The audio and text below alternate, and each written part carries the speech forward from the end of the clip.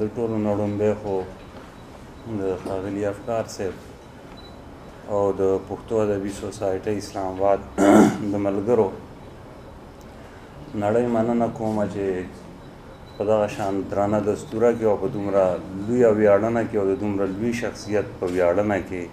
د شرکت نه خبر کو هلته د راتلو بلنه راکړه. مونږ د قریشي صاحب په حواله باندې شفق صاحب او دغه شانتې نور مشران واورېدل.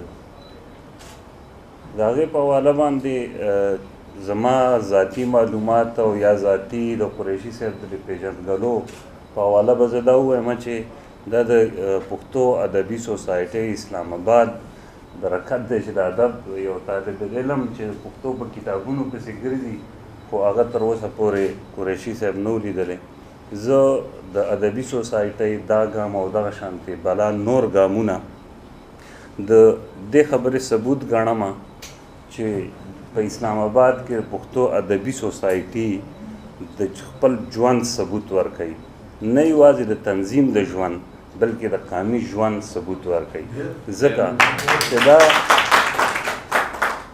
دا د هغه ژوندو قامونو نښې دي، د ژوندو خلکو نښې دي چې خپل مشاهیر نسلونو ته خپلو وړاندې نسلونو ته هم حواله کوي او د هغې سره سره د خپلو مشاهیرو ژوند او د هغوی خدمات د تاریخ پاڼو ته سپاري.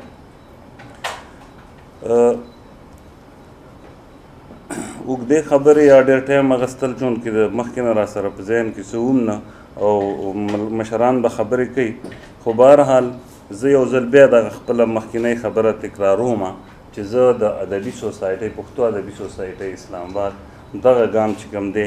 دغه د پښتو ادب او د پښتو ادبي تاریخ په لړ کې یو کوټلی ګام ګڼم او کوټلې هلې ځلې لرم. هیله لرم چې دغه د خپلو مشرانو د ویاړونو او د هغوی د ژوند او پند د خوندي کولو دغه لړۍ به دوامداره وي او د